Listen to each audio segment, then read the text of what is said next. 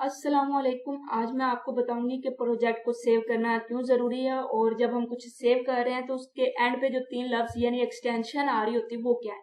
तो मैं आपको प्रैक्टिकल सेव करके दिखाऊंगी, लेकिन बुक से मैं इसलिए रिलेट कर रही हूँ ताकि आप भी उसे अच्छे से रिलेट कर सकें और समझ सकें। ठीक है, कुछ बच्चों के पास लैपटॉप नहीं होते तो उन्हें पता चल जाएगा कि उन्होंने इसे कैसे पढ़ना है और समझना है। तो जो प्रोजेक्ट है उसको सेव करना इसलिए इंपॉर्टेंट है कि हम उसे फ्यूचर में यूज कर सकें। तो ऐसा ही हम आम जिंदगी में करते हैं, कोई भी वैल्यूएबल चीज होती है हम उसे सेव रखते हैं ताकि दोबारा से उसे यूज किया जा सके फ्यूचर में।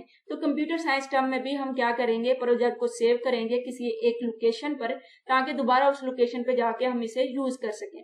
अब जब हम इन्हें सेव कर रहे होते हैं तो कुछ एक्सटेंशन होती है, जैसे कि प्रोजेक्ट के लिए .v.bp और फॉर्म के लिए .frm है।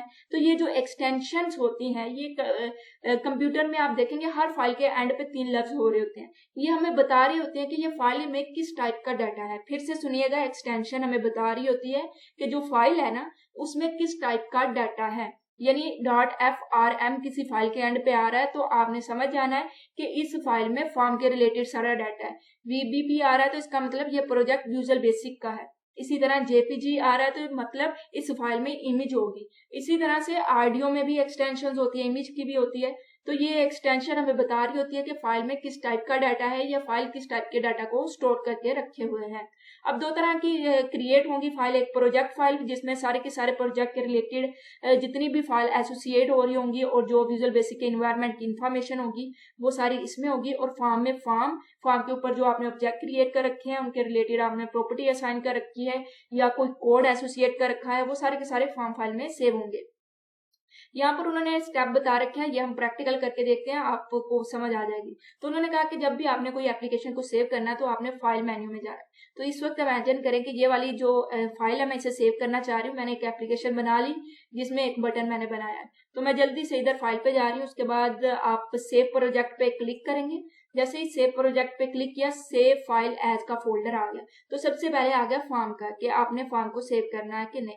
तो यहाँ पर मैं नाम बदल लेती हूँ क्योंकि ये फॉर्म पहले से सेव होगी। मैं तकरीबन दूसरी तीसरी मरतबा वीडियो को दोबारा से कर रही हूँ क्योंकि वो पीछे शोर बहुत ज्यादा हो जाता है, एकदम से बाहर गली से आना शुरू हो जाता है, कभी कोई आ जाता है कभी कोई, तो दोबारा से करना पड़ता है। तो यहाँ पर हम लिख देते हैं कि ये हमारी एप्लीकेशन है, हमने एक एप्लीकेशन बना ली है, उसको हम सेव करना चाह रहे हैं।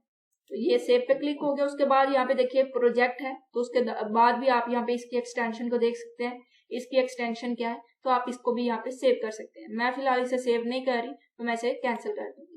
तो ये बहुत ही ज्यादा आसान सा तरीका था किसी भी फाइल को सेव करने का। इंपॉर्टेंट इसलिए है कि हम इसे फ्यूचर में यूज कर सके। और याद रखिएगा जो हाईलाइट होता है ये डिफॉल्ट नेम होता है। जैसे फॉर्म के लिए फॉर्म 1, प्रोजेक्ट के लिए प्रोजेक्ट 1, आप उसका नाम चेंज कर सकते हैं जैसे मैंने एप्लीकेशन रख दिया।